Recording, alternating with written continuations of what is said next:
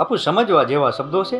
જે કપડાં રંગ છોડે એ કપડાને પહેરવાનું છોડી દેવું જોઈએ, અને જે માણસ રંગ બદલે એ માણસની સાથે વ્યવહાર રાખવાનું છોડી દેવું જોઈએ. એ માણસથી હંમેશા ચેતીને રહેવું જોઈએ, કારણ કે એનો તો રોજે રોજનો સ્વભાવ હોય છે રંગ બદલવાનો. જ્યાં સુધી એનો સ્વાર્થ હશે, એનો મતલબ હશે, ત્યાં સુધી આપણી સાથે મીઠું મીઠું બોલશે, સારું સારું વર્તન કરશે. પણ જે દિવસે એનો સ્વાર્થ પૂરો થઈ જશે એ દિવસે એ એના અસલી રંગમાં આવી જશે. જિંદગીની અંદર સૌથી વધારે દુઃખ અને દર્દ આપણને અજાણ્યા લોકો દ્વારા નથી મળતા, પણ આપણા પોતાના જ પોતાના સ્વાર્થ માટે જ્યારે રંગ બદલે છે, પોતાનો સ્વભાવ બદલે છે, ત્યારે આપણને સૌથી વધારે દુઃખ થાય છે. કારણ કે જ્યારે અજાણ્યા લોકો ઘા કરે છે ત્યારે એ ઘા આપણે હસતા હસતા સહન કરી લઈએ છીએ, પણ જ્યારે આપણા પોતાના જ પોતાના ઉપર ઘા કરે છે એ ઘા આપણે રોતા રોતા પણ સહન નથી કરી શકતા. કારણ કે અજાણ્યા લોકો આપણું એટલું બુરું નથી ઈચ્છતા જેટલું આપણા પોતાના ઈચ્છતા હોય છે.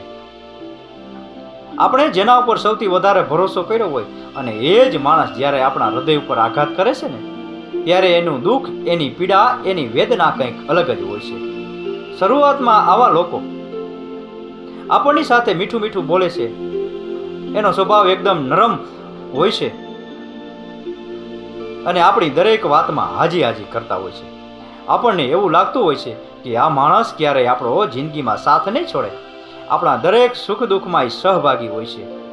પરંતુ જેમ જેમ સમય વીતતો જાય છે, જેમ જેમ એનો સ્વાર્થ પૂરો થતો જાય છે, એમ એમ એનો રંગ પણ બદલતો જાય છે, એનો સ્વભાવ પણ બદલતો જાય છે અને આપણાથી દૂરી બનાવવા લાગે છે.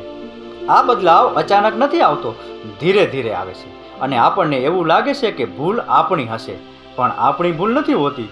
ભૂલ એના બદલાયેલા સ્વભાવની હોય છે, ભૂલ એના બદલાયેલા રંગની હોય છે અને ભૂલ એના સ્વાર્થ પૂરો થવાની હોય છે.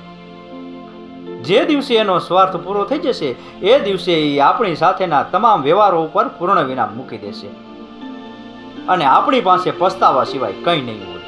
અને એટલે જ કહું છું કે આવા લોકોને હૃદયમાં સ્થાન આપવું, આવા લોકો સાથે વ્યવહાર રાખવો, એના કરતાં તો એને ભૂલી જવા એમાં જ આપણી ભલાઈ છે.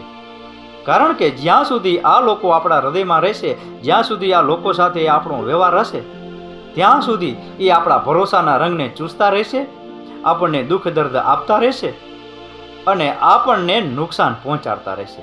એટલે આવા લોકોને ભૂલી જવું ને એમાં જ આપણી ભલાઈ છે. રાકેશ ગીરીના આ શબ્દો સમજાઈને વંદન. આપનો દિવસ શુભ રહે. મહાદેવ હર.